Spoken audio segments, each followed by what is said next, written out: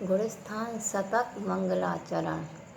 आदि स्वर से वीर प्रभु गौतम कुंद कुंद ऋषिराज। विद्याभूषण सन्मति चरण शतक रचु नत मस्तक आय। शतक रचु नत मस्तक आय। बोले पंच परमेष्ठी भगवान की जय। 24 तीर्थंकर भगवान की जय। परम पूज्य गुरुवर आचार्य श्री विद्याभूषण सन्मत सागर जी महाराज की जय। धर्म प्रिय बंधुओं, गुणस्थान शतक का स्वाध्याय चल रहा है। समझ रहे हैं हम सभी गुणस्थानों के विषय में। गुणस्थानों के स्वरूप को समझा। अब गुणस्थान में बंध व्यवस्था और उदय व्यवस्था किस प्रकार से है, इसको समझ रहे हैं। बंध व्यवस्था को भी समझ चुके, अब उदय व्यवस्था समझ रहे हैं कि किस गुणस्थान में किन कर्मों का उदय विशेष रूप से आता है। तो अभी तक हमने तीर्थंकर प्रकृति, आहारज्ञ, सम्यक मिथ्या, सम्यक प्रकृति आदि के विषय में समझा। अब आनुपूर्वी कर्म का उदय कब आता है, किन गुण स्थानों में आता है, उसको बतलाने के लिए छंद कहते हैं। आनुपूर्वी का उदय सदा ही विग्रह गति में होता है। पहले दूजे चौथे थानक आयु पूर्ण कर सोता है। आनुपूर्वी ये नाम कर्म की एक प्रकृति है और यह विग्रह गति में ही काम करती है। विग्रह गति क्या कहलाती है? जब जीव एक शरीर को छोड़ करके दूसरे शरीर में जाता है, मरण करके एक शरीर को छोड़कर दूसरे शरीर में जाता है, वो जो बीच की अवस्था रहती है उसे विग्रह गति कहते हैं। और इसमें अधिक से अधिक 3 समय तक लगते, 1 समय, 2 समय और 3 समय तक लग सकता है। जो ऋजु गति से गमन करते हैं, सीधे गमन करते हैं, उनके 1 समय वाली गति होती है। जो एक मोड़ा लेकर के गमन करते हैं, उनके 2 समय वाली गति होती है। और जो 2 मोड़ा लेकर के गमन करते हैं, उसके 3 समय वाली गति होती है। तो विग्रह गति में जीव का आकार क्या रहता है, यह आनुपूर्वी कर्म के कारण से होता है। जब जीव मरण करके एक गति से दूसरी गति में जाता है तो उसका आकार विग्रह गति में वही रहता है जो पहले था। पहले जो उसका आकार था वही विग्रह गति में आकार रहता है। जैसे कि किसी जीव ने मनुष्य गति से मरण किया और उसे देव गति में जाना है, तो विग्रह गति में यानी बीच के रास्ते में उसका आकार मनुष्य गति का ही रहेगा। आयु तो देवगति की प्रारंभ हो जाएगी मरण के तुरंत बाद ही, लेकिन आकार मनुष्य गति का ही रहेगा। इसे कहेंगे मनुष्य गत्यानुपूर्वी। आनुपूर्वी 4 प्रकार की होती है। देवगत्यानुपूर्वी, मनुष्य गत्यानुपूर्वी, त्र्यंच गत्यानुपूर्वी और नरक गत्यानुपूर्वी। जिस गति से जीव विग्रह गति में जाता है उसी नाम से उसकी आनुपूर्वी होती है। तो आनुपूर्वी विग्रह गति में होती है। विग्रह आनुपूर्वी का उदय सदा ही विग्रह गति में होता है। विग्रह गति में ही आनुपूर्वी का नाम कर्म का उदय होता है। अब किन किन गुण स्थानों में होता है, तो कहते हैं पहले दूजे चौथे थानक आयु पूर्ण कर सोता है। पहले गुण स्थान में, दूसरे गुण स्थान में और चौथे गुण स्थान में। तीसरे गुण स्थान में मरण नहीं होता है, इसलिए तीसरे गुण स्थान में न विग्रह गति होती है न आनुपूर्वी होती है। पहले गुण स्थान में मरण होता है, दूसरे गुण स्थान में मरण होता है और चौथे गुण स्थान में मरण होता है।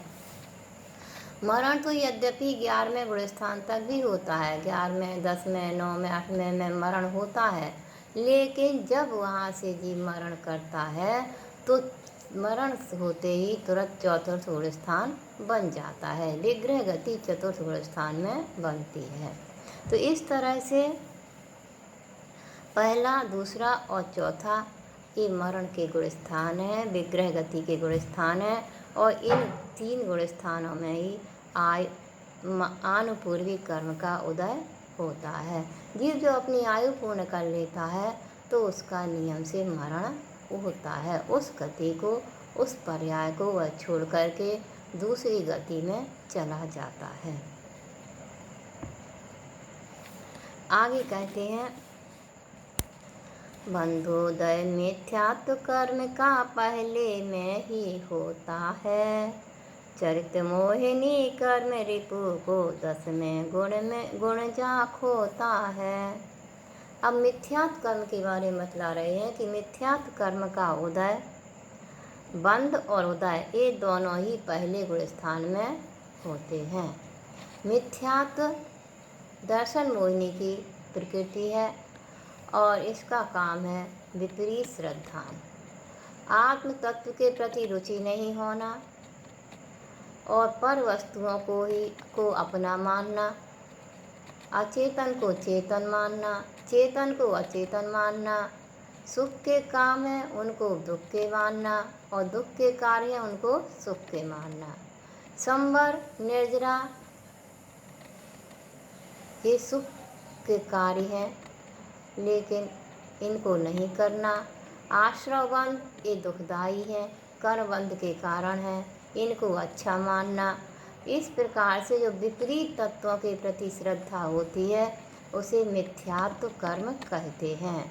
मिथ्यात्व कर्म अनादि से जीव के साथ में लगा हुआ है और इसी के कारण से यह जीव अनादि से संसार में भ्रमण कर रहा है। कभी इसने यथार्थ श्रद्धा नहीं की, अपने स्वरूप को नहीं पहचाना, इसलिए संसार में भटक रहा है। तो ये मिथ्यात्व कर्म मुख्य है संसार में भटकने के लिए। जब तक मिथ्यात्व नहीं छूटेगा, सम्यक दर्शन की प्राप्ति नहीं होगी, तब तक मोक्ष मार्ग नहीं बन पाएगा। इसलिए मिथ्यात्व को हमें समझ करके और इसके बंध और उदय को समझ के कि बंध इस मिथ्यात्व का कहाँ होता है, उदय कहाँ होता है, समझकर पुरुषार्थ ये करना है कि हम मिथ्यात्व को छोड़ करके सम्यक दर्शन की प्राप्ति करें, अपनी श्रद्धा को समीचीन और दृढ़ बनाएं। तो कहते हैं मिथ्यात्व का बंध और उदय दोनों ही पहले गुण स्थान में ही होते हैं। बंध भी पहले गुण स्थान में ही होता है और मिथ्यात्व का उदय भी पहले गुण स्थान में आता है।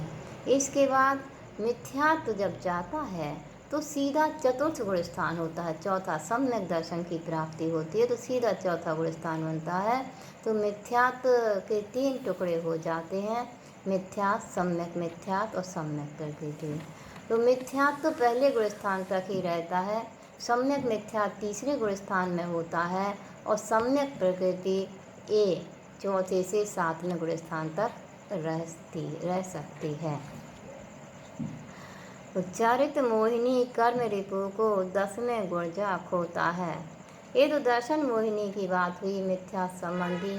अब चारित्र मोहिनी की बात करते हैं कि चारित्र मोहिनी नाम कर्म का जो उदय है, नाम कर्म चारित्र मोहिनी कर्म का उदय है। ये चारित्र मोहिनी की 25 प्रकृतियाँ होती हैं।